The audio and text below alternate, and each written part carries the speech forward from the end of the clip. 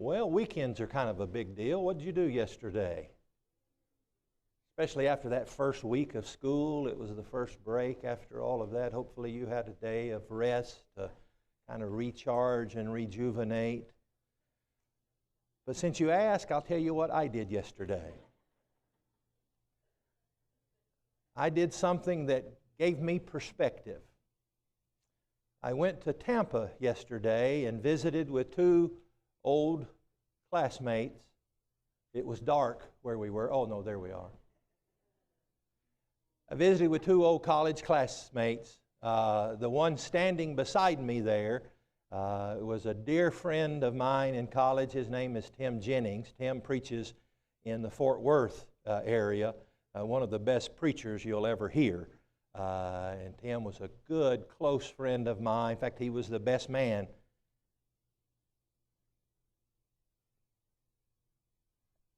at our wedding. And Tim means the world to me. Tim and I spent about 2 hours at lunch just talking about preacher stuff. And we both needed it. So we talked, and then the purpose of our trip was after lunch, we got in the car and we drove to see our other good friend, my old college roommate, Shane. Shane is the one who is seated there. Shane preaches at Valrico, just down the road from us. And many of you may know Shane. Shane was a professor at Florida College and preaches, as I said, or did preach in the Valrico area. Shane has ALS and is in the final stages of ALS. Shane's not able to use his hands or his arms. In fact, it was a long visit with Shane. And part of the reason it was a long visit is the way Shane has to communicate. Shane has an alphabet on a poster board in front of him and a laser light on his glasses. And so he has to move his head and spell out what he's wanting to say to us. And so we visited for about 4 hours together.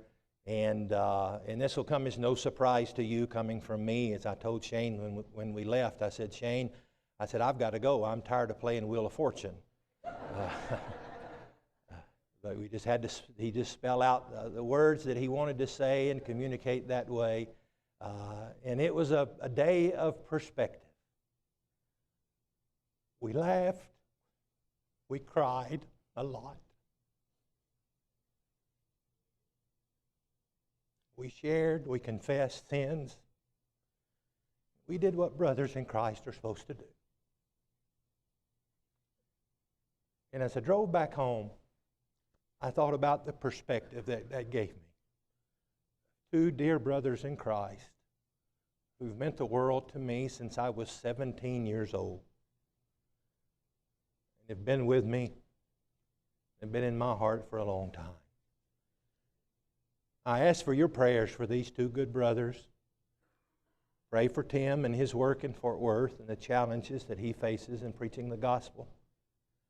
More importantly, Tim wouldn't mind saying, especially pray for my brother Shane. Shane's trying to write 3 books before he passes. It's a challenge.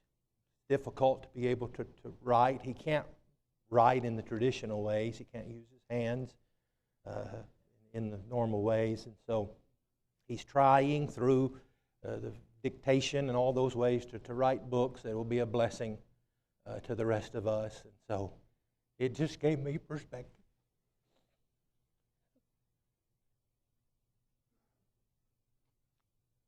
And I want to give you some perspective this morning. Will you turn with me to Luke chapter 24? I'm sorry.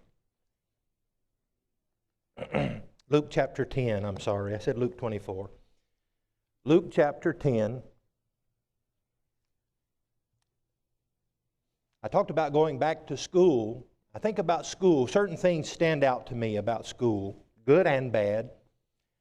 And I think I've shared with you before about, I don't know when this started, what grade it started, and what grade it ended. Maybe it didn't end till I graduated. But I can remember spelling words were a big thing.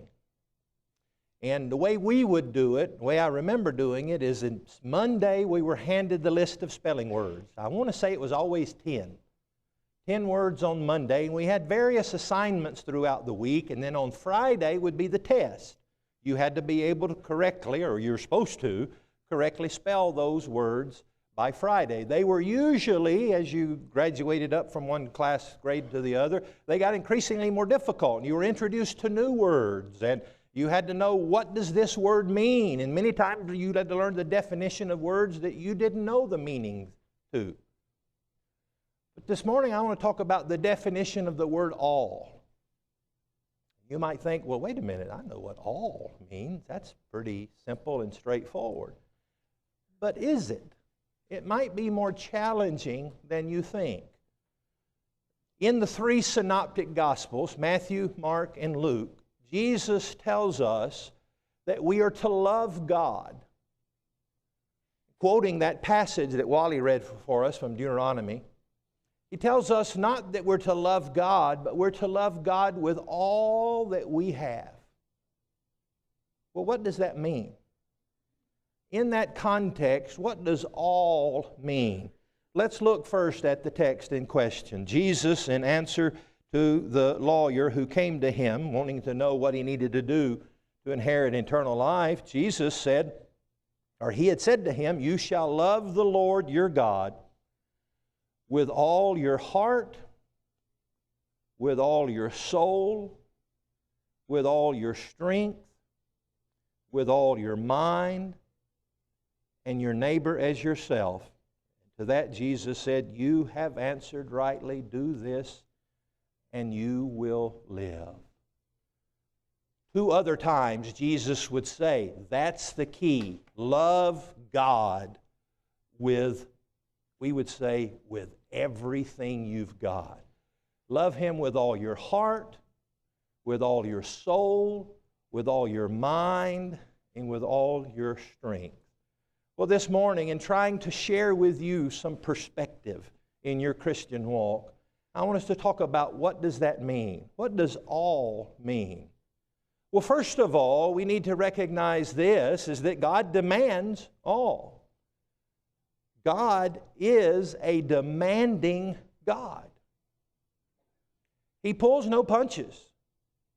He doesn't let it sneak up on us. He doesn't try to do the old tricky salesman thing of bait and switch. He doesn't try to hide it in the fine print. He comes right out and says, "I want it all." But what does that mean? All your heart, mind, soul, and strength. Well, let's just analyze that text, that verse, at the get-go, and then expand upon that. What does it mean to love God with all our heart, soul, mind, and strength? Well, there's two ways, really, of interpreting that verse that don't vary greatly. Number one is, we can do it kind of the detailed analytical way. Let's break it down. Heart, soul, mind, and strength. And if we do that way, I come away with this conclusion, that Jesus, God, is telling us that we are to love Him with all of our emotion, heart. That we're to love Him emotionally, that we're to love Him spiritually with all our soul, that we are to love Him intellectually with all our mind, we're to love Him physically with all our strength. And maybe that's the point that Jesus is making. God is wanting us to break it down and say, here's what each one of those components mean. And I want you to analyze and separate those components. But there's another possibility, and these may both be true, by the way, is that God isn't saying, I want you to separate those and analytically examine those separately, but that I'm just trying to get one point across to you as to what all means. That I want all of you, heart, soul, mind, and strength. That means every bit of you. I want it all, God said. God makes that demand. God wants, hold your finger there and go to 1 Thessalonians chapter 5. There's a reason God wants all of us. Is that God has prepared something for all of us. In 1 Thessalonians chapter 5 And in verse 23, notice what he says. Now may the God of peace himself sanctify you completely. Completely, same as all. And may your whole spirit, soul, and body be preserved blameless at the coming of our Lord Jesus Christ. May God preserve all of you, and may the whole package of you be preserved blameless at the coming of our Lord Jesus Christ. And so what do I need to give to Jesus? What do I need to give to God? That. All of me. And so all means everything. Nothing is to be held back. I am to love God with everything there is about me. Okay? But what does all mean? Let's just take one of those. If I'm to love God with all of my heart, if all means everything, and that's what all means, doesn't it? And if I love God with all of my heart, doesn't it follow then there's nothing left over for anybody else? That I can't love Tom because I don't have any heart left over, Tom. God's got it all. I can't even love my wife because I love God with all of my heart. He's got it all. There's nothing. That's what all means, 100%. If God's got 100%, if He's got the complete, He's got all of my heart, my soul, my mind, and my strength.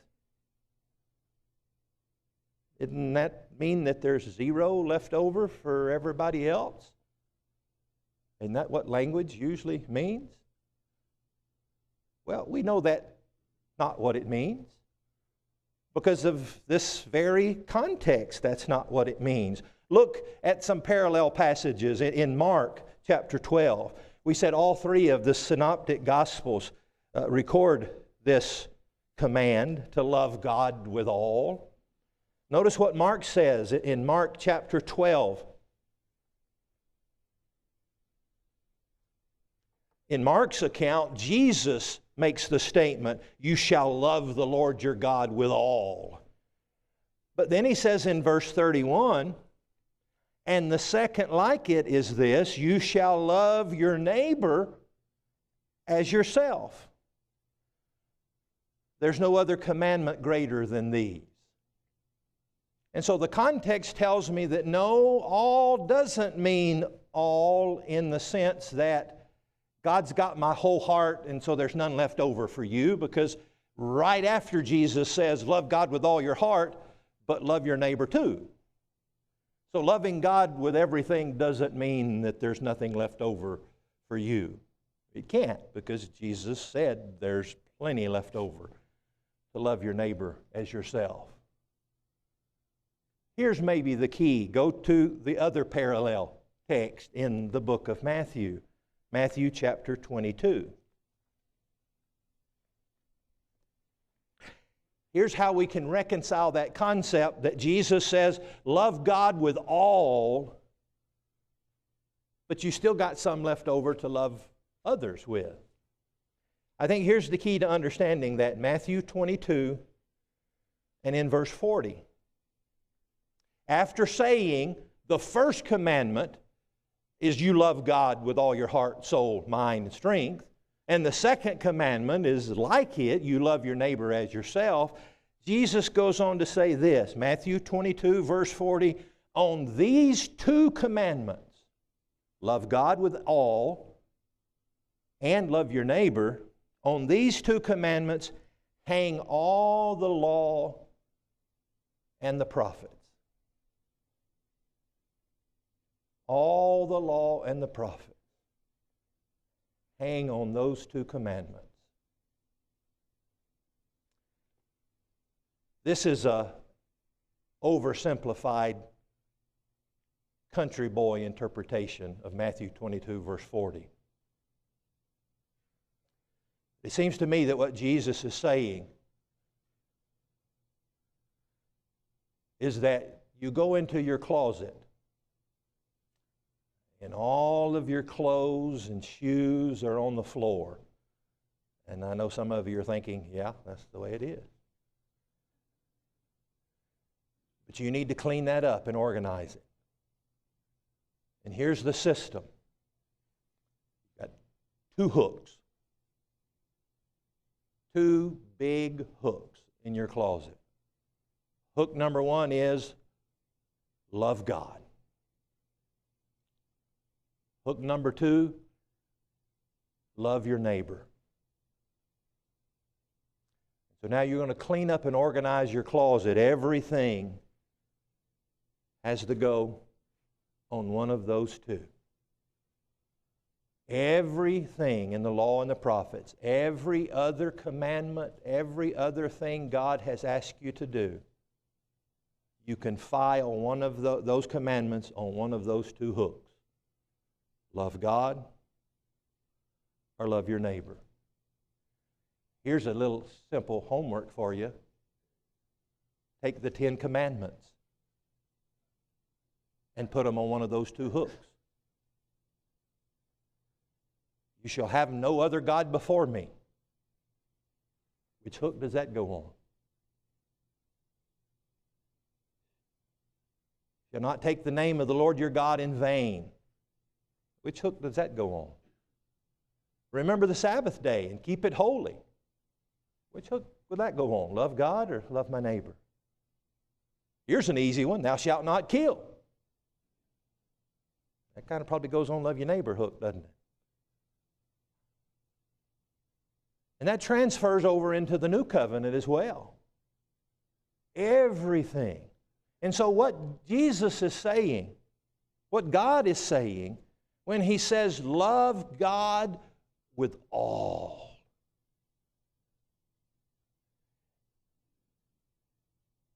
And then follows that up with, and then. Every other and then attaches back to the loving God with all. It's all a part of that. And so it is true that I give God everything. And there's nothing left over for you. But God is a demanding God. He wants it all. But He's also a loving and generous and kind God. He says, give me all you got. And when we give it to Him all, He says, okay, now take some of it and give it to them. And share some of that with those people. And even those that hate you, take some of this love and give it to them. The love that I've already given to Him. Notice that. Go with me to the book of Ephesians.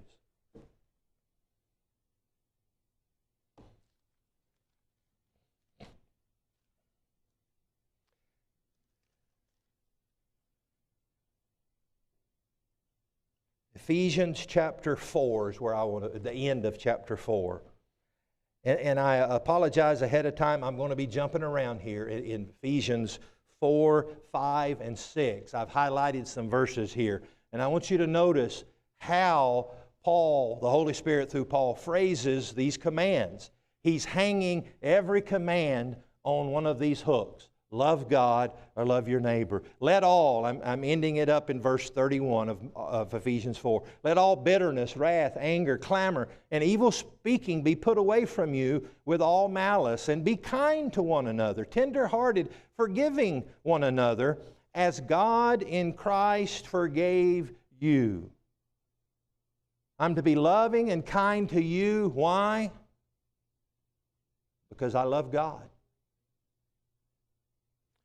Chapter 5, verse 2, walk in love. Why?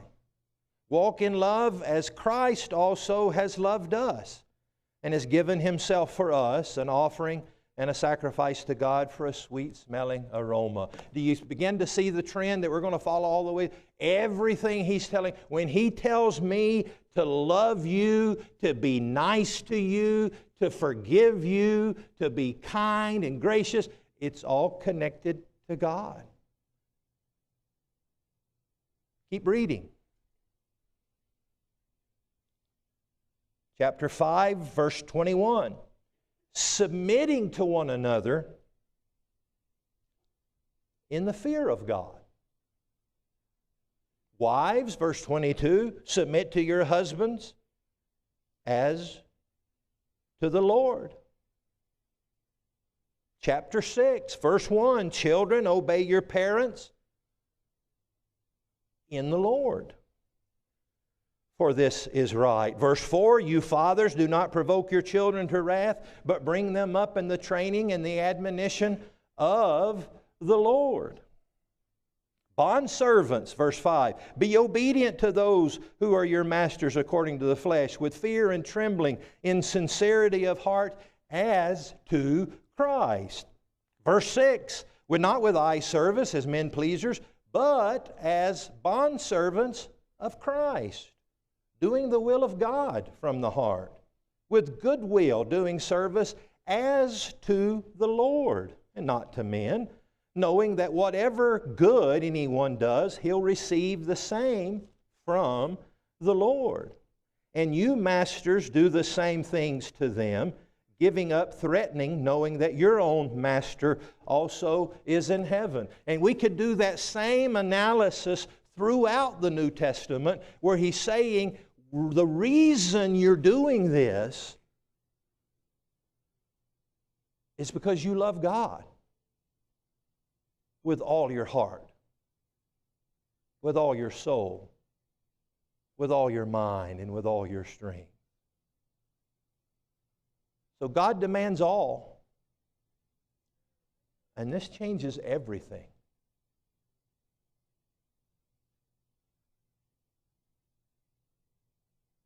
And so I'm left to wonder, if I don't love my neighbor as myself, if I'm not obeying my parents, if I'm not loving my wife or submitting to my husband or submitting to one another or walking in love or being kind to one another, tender-hearted, forgiving one another, remember, it's perspective.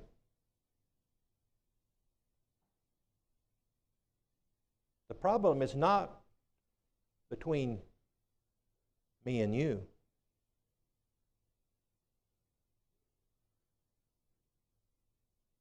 The problem is maybe I don't love God with all my heart, with all my soul, with all my mind and all my strength. 1 Corinthians chapter 13 is a familiar text about love. And in that, Paul is trying to help these Christians and even us today to recognize the importance, the imperative of love. And I can't help in my mind to attach 1 Corinthians 13 with the statement of John in his epistle.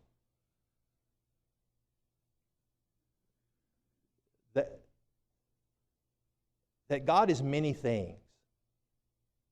God is wise. God is holy. God's righteous. God's wrathful. God's judging.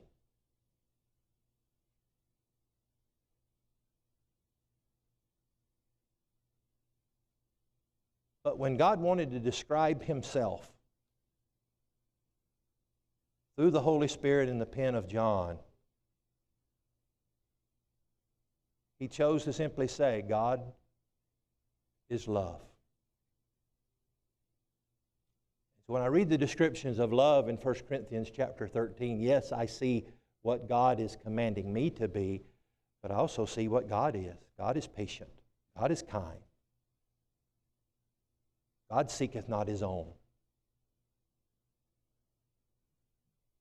But if I have given everything to God, I can understand what Paul means when he says, though I speak with the tongues of men. We know in this context of 1 Corinthians and the context of the New Testament that the tongues of men were languages, but not just languages, but the miraculous ability to be able to speak in those foreign languages like they did on the day of Pentecost in Acts chapter 2. Though I have that ability to speak with the tongues of men, or, he goes on to say, are the tongues of angels.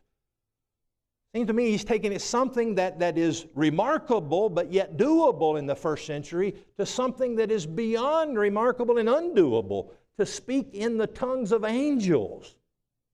Even if you could do that, some men in the first century could speak in the tongues of men, but to speak, even if you could speak in the tongues of angels, if I could do that, but I have not love, I've become a sounding brass and a clanging cymbal. And though I have the gift of prophecy and understand all mysteries and all knowledge, and again, there were some in the first century, some in Corinth who could do those things. And though I have all faith so that I could even remove mountains, I could even do the undoable, but I have not love, I'm nothing. And though I bestow all my goods to feed the poor, again, people were doing that. From Acts chapter 3 on, people were selling and giving possessions to help the poor. And what a wonderful act of generosity that was. They were doing that. And though I give my body to be burned, I could even do the unthinkable. But have not love, it profits me nothing. What does all mean? All means that God demands everything. And that changes everything.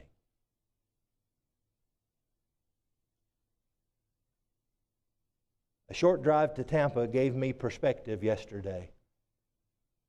It reminded me what it was all about. Short journey to the gospel accounts of Jesus telling us, you've got to love God with all, with everything you've got. Gives us perspective. God demands everything of us, because He wants all of us. And He wants to bless all of us. But in order to have all of us and to bless all of us, we have to give everything to Him. And that changes everything. Would you submit to Him? Not partially, not mostly, but would you surrender all?